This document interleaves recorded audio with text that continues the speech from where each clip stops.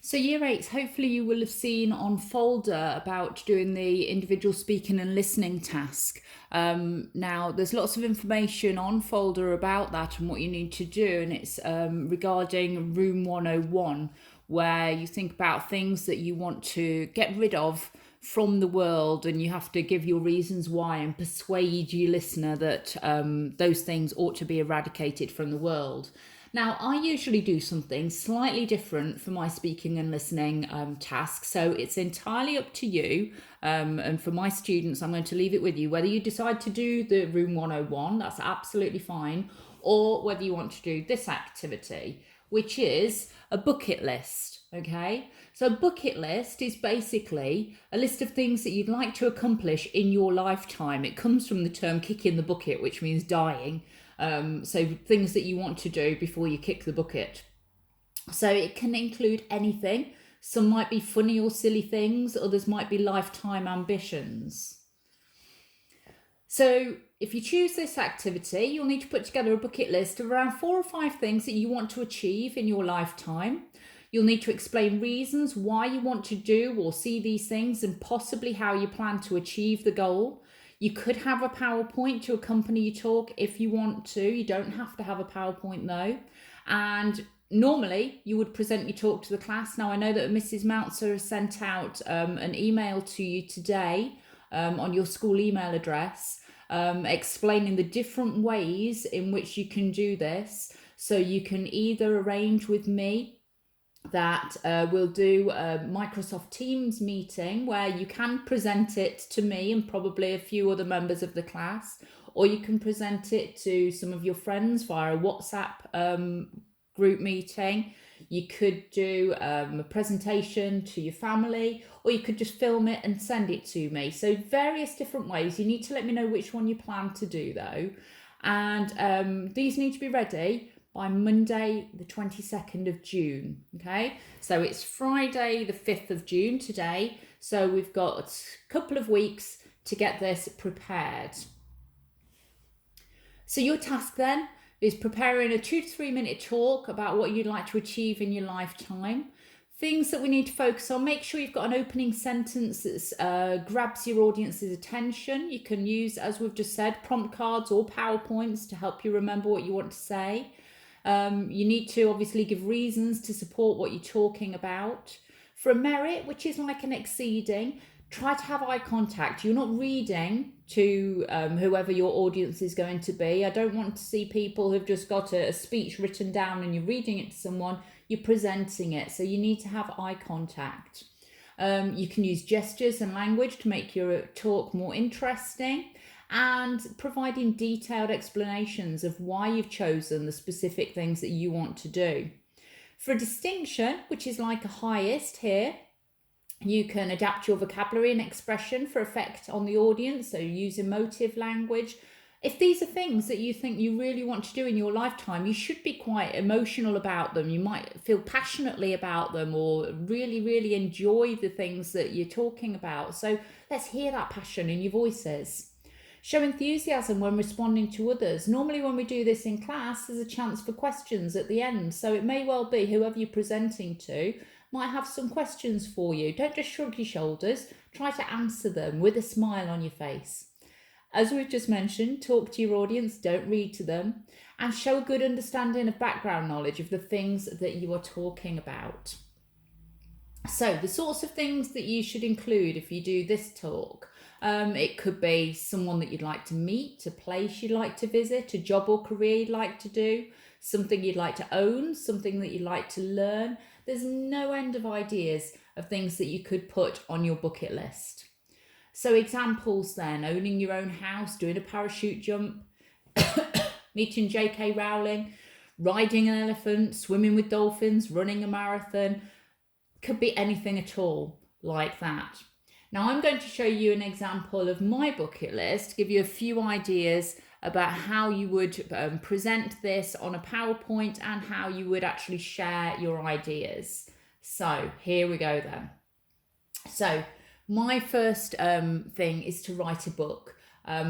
Obviously I'm an English teacher. I love reading, I love writing, And when I was at school, my passion was always writing stories. And ever since then, I've always felt that I want to write at least one book and have a book published. I would absolutely love that. And over the years, I've had quite a few presents of blank notebooks with little notes in the front of them saying, this is for the book you're going to write. I am actually, sort of during lockdown, I have actually been doing quite a bit of writing. So fingers crossed, I'm on my way to achieving this part of my bucket list. We'll see what happens. In the past, I've always had the excuse that I'm perhaps not had enough time. I'm always too busy to sit down and write. But now I've actually had the time. So we'll see where that goes. So that is my first thing on my bucket list. The second one is to walk the Inca Trail to Machu Picchu. Now, this is in Peru, which is in South America. And the first time that I ever even knew about this place was from a book that I was reading. It was a book that I was reading when I was probably about 11 or 12. And it was set in Peru around the Inca Trail. And the way that it was described in the book just sounded so amazing. That I thought I've always since then always wanted to go there. Now, it's way up, as you can see from that bottom picture, it's way up in the mountains. I'm scared of heights, so I'd have to be really, really brave if I went there. But it is something that I'd really like to do and go and look at all those old ruins that are set amongst the mountains where the Incas used to live. So, as it says here, just a little bit of information about it. It's by far the most famous trek in South America, rated by many to be in the top 5 treks in the world. 26 miles, quite a long walk. It manages to combine beautiful mountain scenery, lush cloud forest, subtropical jungle, and of course a stunning mix of Inca paving stones, ruins and tunnels. The final destination of the trail just cannot be beaten, Machu Picchu, the mysterious lost city of the Incas. It just sounds such an unbelievable place, and I think it's one of those places that looking at pictures of it doesn't really do it justice. You've actually got to be there and submerge yourself in it just to believe actually what it's like. So that's somewhere that I would really, really like to go one day. Now, this is probably going to be a bit of a weird one for you. Jim Morrison was a rock star. You can see from those dates there, he was born in 1943 and died in 1971. And he was the lead singer of a band called The Doors. He died before I was born. I got into the band The Doors when I was about 18. I went to see a film that was made about them and really, really loved the music. And so I went out and bought lots of records and read books about Jim Morrison. And they're one of my favourite bands, and they have been ever since then. And so I've actually done this one because about 12 years ago, I went to Paris for a couple of days.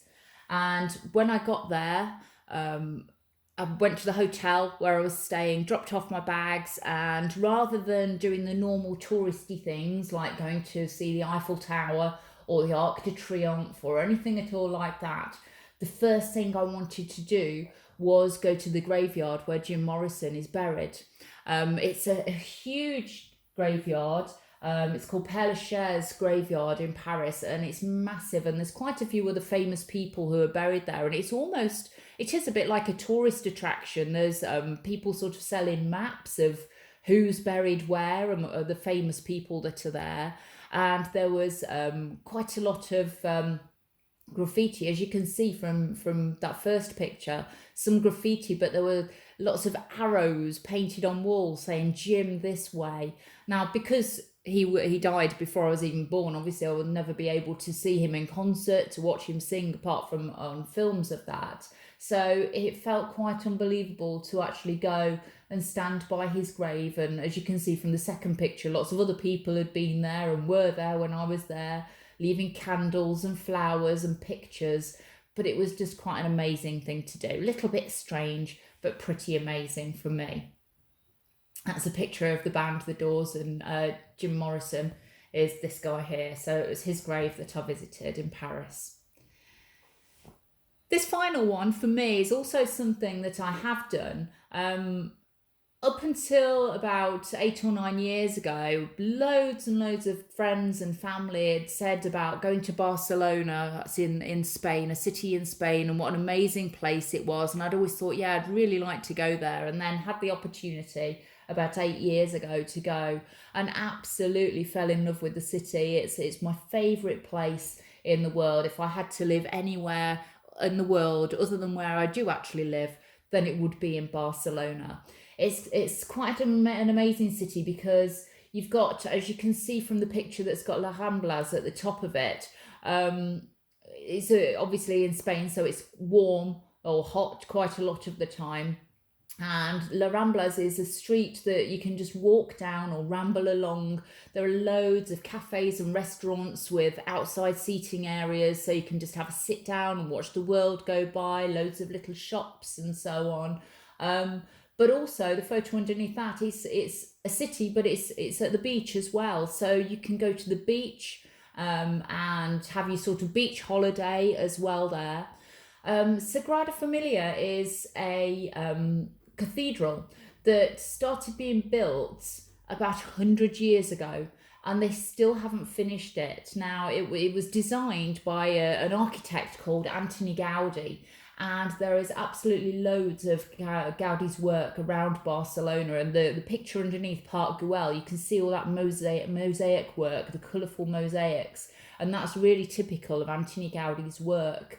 But this cathedral, Sagrada Familia, is expected to be completed in about, just trying to think, about 10 years. I think they expect to have it completed. So I would like to go back when it's completed and have a look at it.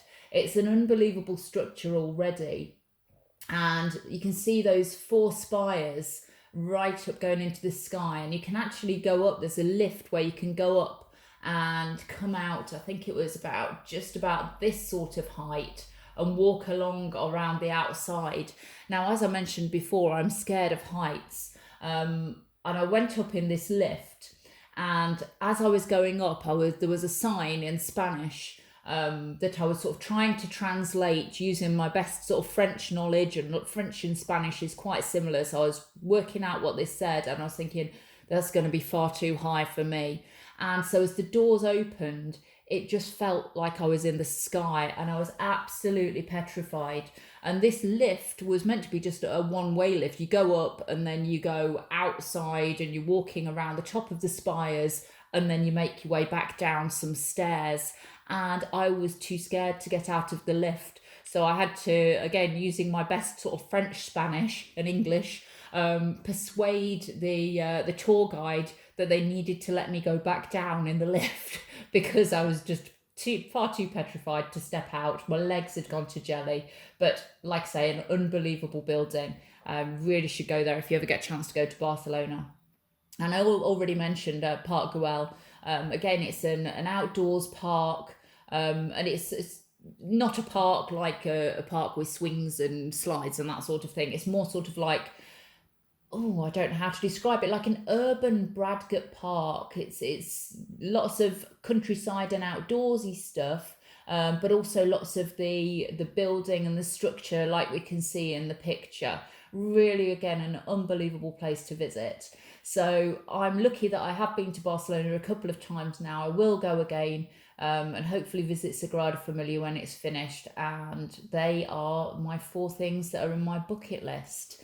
So for you now, I'd like you to go away. If you're going to do Room 101, you need to be thinking about the sorts of things that you want to get rid of from the world. It could be massive things. It could be that you want to get rid of war, or you want to get rid of coronavirus, or it could be just more insignificant things. You want to get rid of spiders because you're petrified of them, or you want to get rid of custard because it's disgusting. It's entirely up to you what you put in there, but you need to just make sure you can give really good, valid reasons and maybe little stories or anecdotes about why you feel so passionately about these things needing to go from the world. Or if you choose to do the bucket list, think carefully about the sorts of things you would like to achieve in your lifetime. As I say, if you can let me know how you would like to present your speaking and listening work, that would be fantastic. And I really, really look forward to seeing some of your presentations. Okay, well done. Off you go.